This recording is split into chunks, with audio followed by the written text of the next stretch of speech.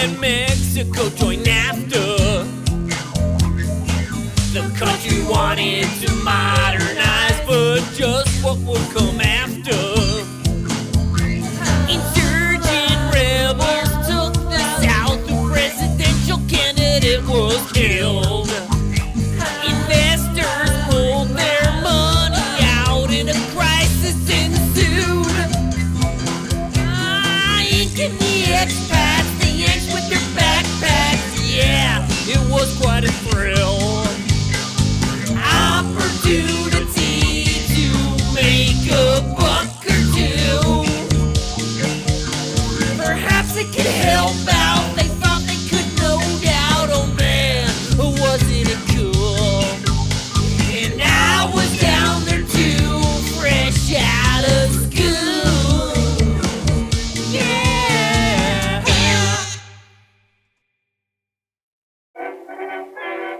Back in the Federal District, after our epic journey to Acapulco, my brother Dan and I still had some time to kill before his return to the States. We did all the typical Mexico City tourist activities, checking out the cathedrals, having churros y chocolate, and going on to do some shopping at the Saturday crafts market in the San Angel neighborhood. I thought Dan could do some souvenir shopping for himself, but he ended up buying me a painting that he would get around to gifting me about a decade or so later. From there, we went south to check out the floating gardens of Xochimilco. As many Mexicans do for office parties and birthdays, we took a boat ride through the canals and bought tacos and beer from passing boats. While we didn't see many actual floating gardens, we did spot plenty of floating mariachis. The whole experience was topped off with an exciting visit to the public restrooms, though in the end, Dan decided not to take any interior shots with the video camera. Soon, Dan made his triumphant return home, and I was thrust back into the reality of trying to find an ending to my adventure story as an economist in Mexico. The truth was that I had soured on my life at the American Chamber of Commerce some time ago and had regularly pondered an escape from corporate life. The opportunity presented itself sometime back in 1995 when my girlfriend Magali was granted a Fulbright scholarship to study in Boston. She wanted me to go to the States with her. However, at that point, the country was in the midst of the worst part of the economic crisis. With inflation hitting 50% and mortgage rates pushing 80%, I couldn't abandon my post. People across the country were losing their homes, vehicles, and livelihoods. I felt a responsibility to keep the economics department profitable so that my employees might be spared these horrific realities. Still, even as we weathered the storm, I kept thinking about what a future exit strategy might look like. Around the time I shot that footage of myself on the street complaining about the state of my band, which ended up in the Missing Out episode of mExpats, I started thinking about the musical history I had with my childhood buddy, Gabe Gilligan. Gabe and I knew each other since we were 3 years old, and up through college we would get together during the summers to compose and record original music. I longed to have a musical partnership of that caliber once again.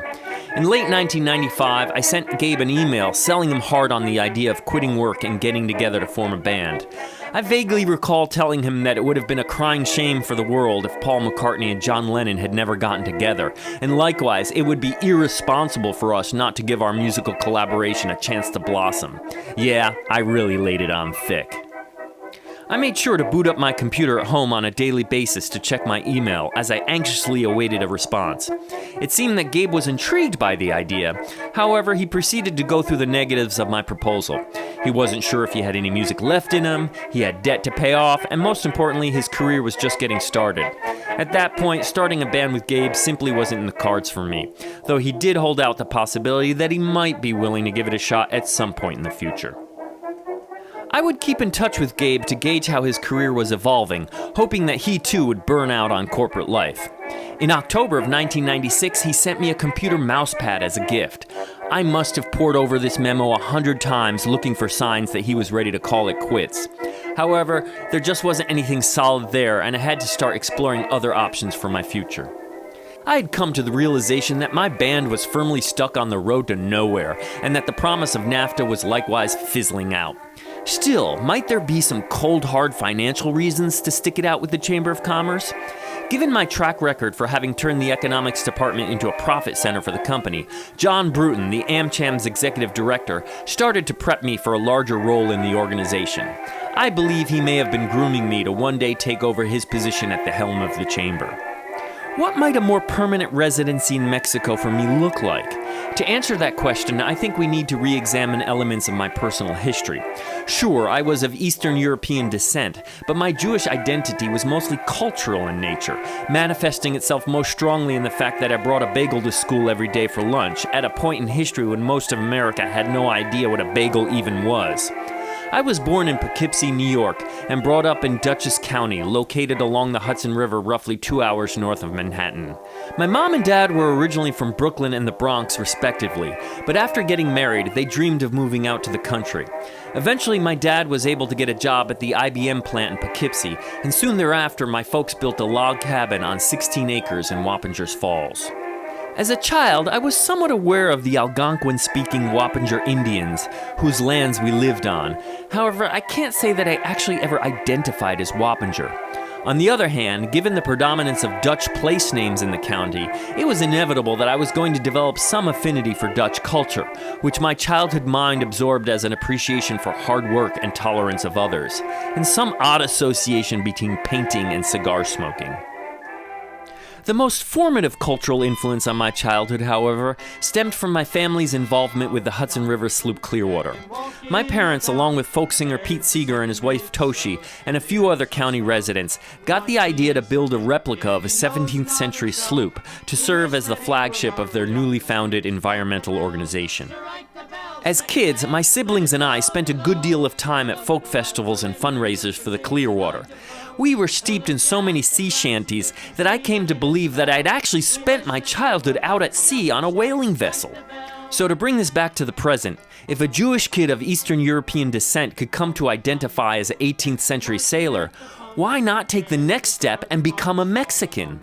By 1996, I was fully assimilated into the culture and would have gladly considered dual citizenship if it were available at the time.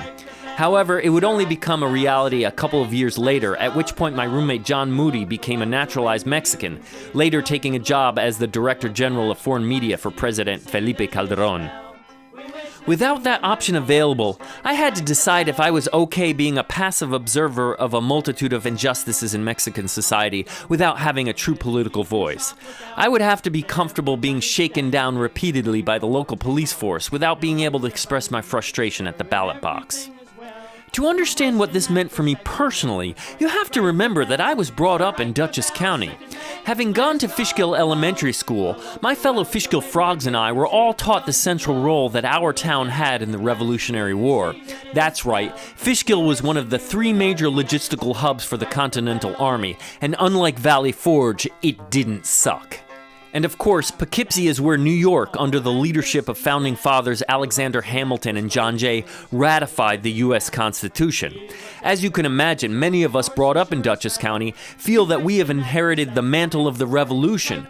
So sure, in Mexico I could be an influential voice on the state of the economy, but that's a bit of a downgrade from carrying the torch of democracy itself. While the presidents of the American Chamber of Commerce that I was hobnobbing with were nice enough people, having prematurely gotten to the top of the mountain, I wasn't that impressed with the view. Sacrificing my aspirations to be a fully participating citizen just to someday land a house in the Lomas de Chapultepec neighborhood just didn't seem like much of a bargain. I guess I was just never someone who really aspired to become wealthy. Nonetheless, there was one last factor that I had to consider that might keep me in the country. I've always been a bit of an academic at heart, and there was certainly much more to learn from Mexico's economic transformation. Even if it was emerging from the worst of the crisis, surely there were many more shoes to drop from all the massive changes the country had gone through. Perhaps I should stick around to witness those. To understand my level of interest in such matters, I think it is important to step back to when I first arrived at the Chamber. While I had taken some economics courses at university, I was actually a poli-sci major with a lot of Russian language studies, so you might question if I was the right person for the job. Fortunately, Joel Russell, the editor of our magazine, Business Mexico, took me under his wing. Joel had a real childlike quality of curiosity and enthusiasm. I once attended a small get-together at his apartment, during which we followed a preset list of organized activities. At some point, he excitedly announced that we would now listen to a Led Zeppelin song on cassette and discuss it afterwards. It was unlike any party I had gone to before. He and I would eat together every day in the company lunchroom, where we got into long discussions about Mexican economics, politics, and history.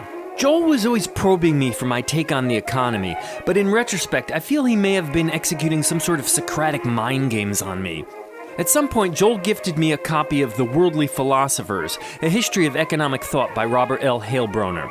The book was magical and got me even more excited about the field I was working in. To appreciate the impact it had on me, I'm reminded of my father's own reading habits. Whenever my family went to the beach on vacation when I was a kid, my dad always seemed to be reading some sort of spy novel with either a swastika or a hammer and sickle on the cover. As a result of Joel's gift, to this day you won't find me on the beach without some tome on economic thought. Joel also encouraged my career by pushing me to write a variety of articles for Business Mexico. I tended to stick to topics I was either doing original research on or learning about at the AmCham committee meetings. However, at one point at the end of 1993, 1 year before the economic crisis hit, I decided to write an analysis of maquiladora manufacturing, a sort of free trade manufacturing agreement at the border, which had been around for years before NAFTA. The piece was my most ambitious yet, diving into inflation-level differentials between the US and Mexico and how their interplay with the exchange rate led to big declines in the purchasing power of the peso and hence real Mexican wages. All this had spurred growth in border manufacturing in the 1980s. However, in recent years that growth was slowing considerably as the purchasing power of the peso continued to increase in real terms. The article cautioned that as this process continued, Mexico would become less competitive internationally speaking. But taken just a little further, and I could have concluded that the peso was becoming unsustainably overvalued. Nonetheless, I did not go there. The chamber had a chief economist that covered macroeconomics, and I clearly needed to stay in my lane. To have made any suggestion that the peso might need to devalue would have been like yelling fire in a crowded theater. We were barreling towards NAFTA ratification, and the powers that be would not have taken kindly to such a suggestion by an employee of the Chamber of Commerce. The one individual that was willing to yell fire was an analyst named Erick Guerrero Rosas. A couple of months after I wrote my maquiladora piece, Mr. Guerrero published a book entitled Devaluation, The Shock of '94? I'm not sure what kind of splash the book made when it first came out, but after the peso did devalue in December of '94, people took notice. Mr. Guerrero was propelled into economic stardom, gaining a position as a regular analyst on the nightly news on Aztec television. At some point a year or so later, much to my surprise, Mr. Guerrero walked into my office. He wanted to thank me personally for my help with his book. Ostensibly, I assisted him with his research, but I had absolutely no recollection of that fact. In the footnote to Chapter 6 of the book, entitled Signs of Devaluation, Predicting the Exchange Rate, Guerrero references the AmCham's analysis that by December of 1992, the Mexican peso had become overvalued by 25.6%. I don't know what analysis he might be referring to, but as my maquiladora piece showed, I was clearly carrying out such exercises.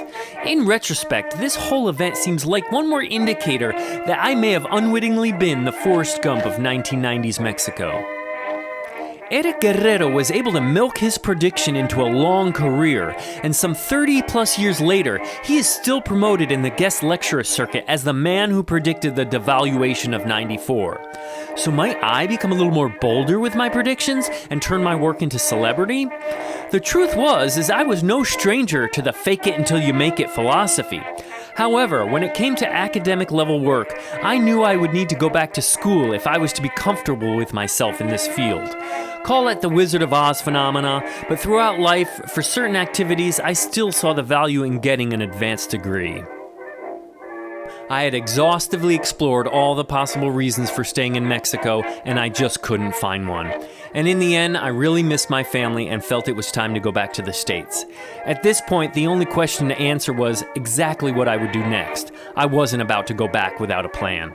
I don't remember exactly when, but one day I received a phone call at the office that would alter the trajectory of my decision. On the other end of the phone was Kaleil Isaza Tuzman. Yeah, there's only one of those in the world. The guy from the mExpats Law & Order episode. Kaleil was my roommate when we both went to the Colegio de Mexico as exchange students from Brown University. He was an odd duck.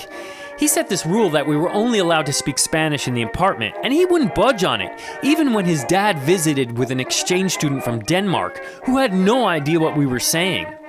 Kaleil had this tendency to go into a soft-spoken mode when he was trying to communicate his sincerity.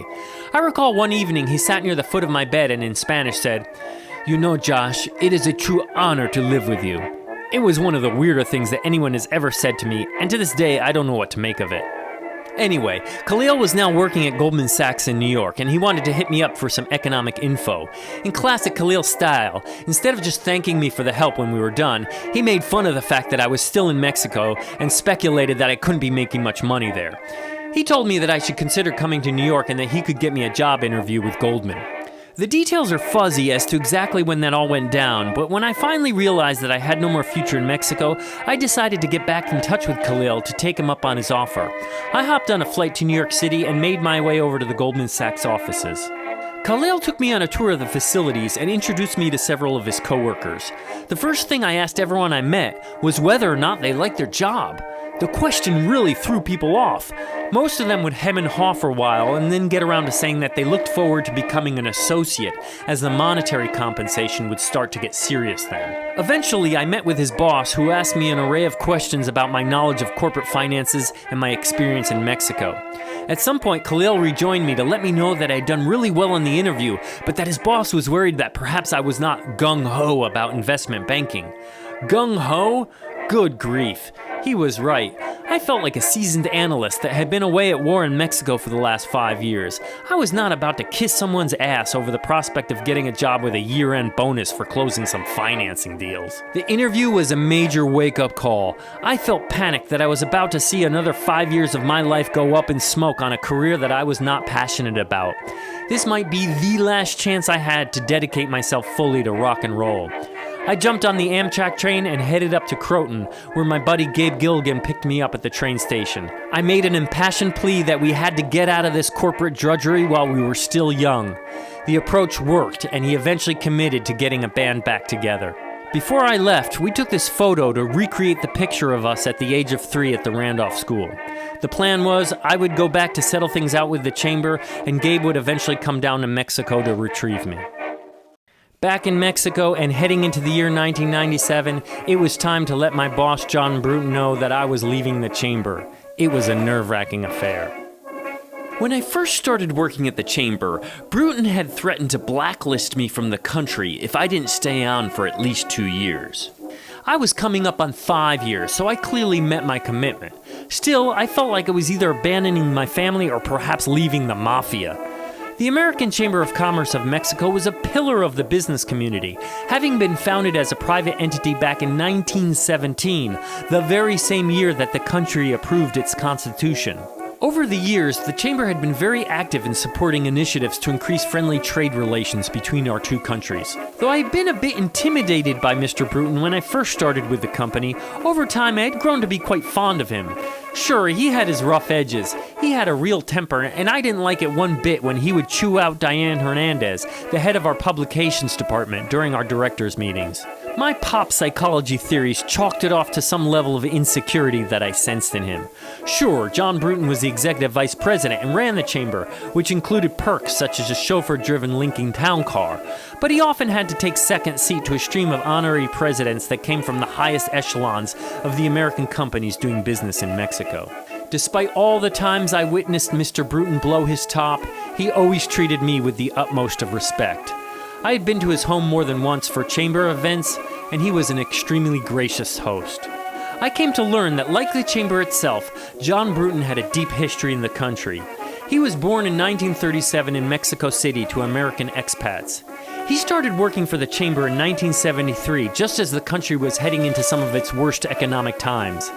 This included the peso devaluation of 1976 under President Luis Echeverria, and then government default on foreign debt, the nationalization of the banking system, and more devaluation under President López Portillo in 1982. Bruton had to help the business community navigate the severe economic contraction and high inflation under President Miguel de la Madrid, which coincided with the devastating Mexico City earthquake of 1985. Bruton assisted with the opening of trade relations with the U.S. under President Carlos Salinas de Gortari, and then had to deal with the economic crisis that was precipitated by the devaluation of 1994 under President Ernesto Zedillo. So this man had seen quite a bit. Sure, I had been with the chamber during some of the country's most important transformations, but I was a flash in the pan compared to all the years John Bruton had put in working to improve the prospects for the country. In fact, years later, he would be awarded the Order of the Aztec Eagle, the highest Mexican honor that can be bestowed upon a foreigner. It was in this context that I went to John Bruton's office to tell him I was quitting both the chamber and Mexico and was going back to the States to start a rock band. He stared back at me dumbfounded, as if I was speaking Chinese. Yeah!